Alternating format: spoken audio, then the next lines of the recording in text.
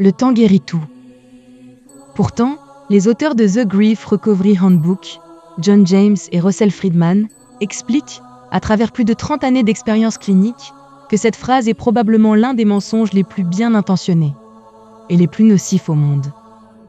Chaque événement qui brise profondément notre cœur laisse une trace dans la mémoire la plus intime de notre être. Beaucoup de personnes restent prisonnières d'une tristesse pendant des décennies, parfois toute leur vie, incapables de véritablement s'en libérer, simplement parce qu'elles n'ont jamais trouvé la bonne manière de traverser leur douleur. Ce livre nous aide à comprendre la véritable nature du chagrin et propose une voie concrète pour en sortir. Parce qu'une perte est réelle, la souffrance qu'elle provoque l'est tout autant. La véritable guérison ne consiste pas à vaincre le chagrin ni à l'oublier, mais à le traverser et à l'achever pleinement. Après la perte d'un être cher, beaucoup se sentent anormaux. Pourquoi est-ce que je n'arrive toujours pas à avancer ? Pourquoi est-ce que je me réveille encore en pleurant la nuit ? Suis-je trop fragile ? Dès les premières pages, le livre déconstruit cette illusion. Les auteurs écrivent : le chagrin peut être causé par plus de 40 formes de perte au cours d'une vie. Il peut aussi naître du sentiment que notre existence n'est pas aussi heureuse ou épanouie que nous l'espérions. La perte ne se limite pas à la mort. Une rupture, un divorce, la perte d'un emploi, un déménagement, la retraite, le départ des enfants, la mort d'un animal de compagnie, toutes ces pertes sont réelles et méritent d'être reconnues avec sérieux. Le chagrin n'est pas une maladie, c'est une réaction naturelle, la réponse la plus honnête à une perte. Comme l'expliquait Sigmund Freud, il existe une différence entre la perte objective et la souffrance intérieure qu'elle provoque. Toutes deux doivent être reconnues et non refoulées. C'est pourquoi l'idée selon laquelle le temps guérit tout induit tant de personnes en erreur. Le temps, à lui seul, ne guérit rien. Ce qui transforme réellement la souffrance, c'est ce que nous faisons pendant ce temps. Nous croyons souvent qu'il suffit de laisser passer les jours. Mais le temps n'est qu'un contenant. Si rien ne s'y produit intérieurement, le chagrin reste simplement enfoui au lieu d'être transformé.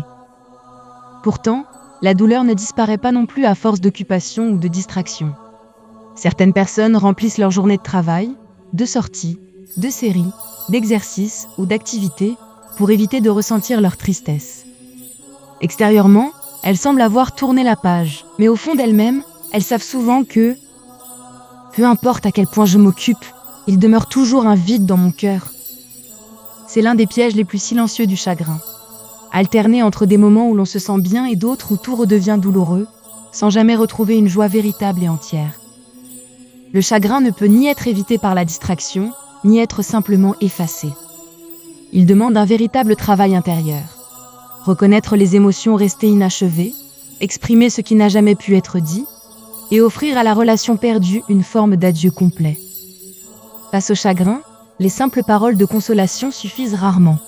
Et plus la guérison commence tôt, mieux c'est. Lorsqu'elle est ignorée trop longtemps, la souffrance peut s'enraciner profondément et affecter durablement la santé psychique et la vie quotidienne. Comme une blessure physique a besoin d'être nettoyée et soignée, le cœur blessé a lui aussi besoin d'attention et d'accompagnement. Les auteurs insistent également sur un point essentiel. La guérison commence lorsque l'on sort du rôle de victime. Guérir n'est pas quelque chose d'abstrait. Cela demande des actions concrètes. Et cette transformation passe par plusieurs étapes. 1. Reconnaître la perte. Accepter que la perte ait réellement eu lieu et reconnaître l'impact qu'elle a eu sur nous. 2. Exprimer ses émotions. Donner une voix à la colère, à la culpabilité, au regret ou à la peur.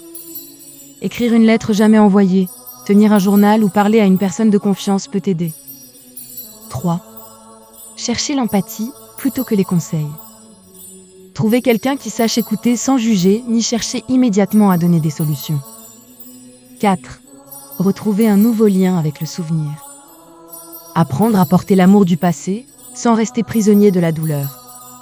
Pardonner, demander pardon, déposer les fardeaux émotionnels. 5. Recommencer à vivre. Non pas oublier le passé, mais retrouver un sens et une direction dans une nouvelle réalité. Aucune de ces étapes n'est facile, mais elle constitue le véritable chemin de guérison. Le livre formule enfin une observation aussi simple que bouleversante. Nous avons appris à acquérir, mais personne ne nous a appris à perdre. Toute notre société nous enseigne comment obtenir. Obtenir la réussite, la richesse, les relations, la reconnaissance. Mais presque personne ne nous apprend comment vivre avec la perte. Et si la perte nous fait tant souffrir, c'est souvent parce que nous refusons instinctivement de l'accepter. Nous résistons à la perte comme nous résistons à la mort elle-même. Mais cette résistance ne fait qu'intensifier la douleur. Face au chagrin, il ne s'agit pas de le contourner, mais de le traverser jusqu'au bout. Bon courage et bonne continuation.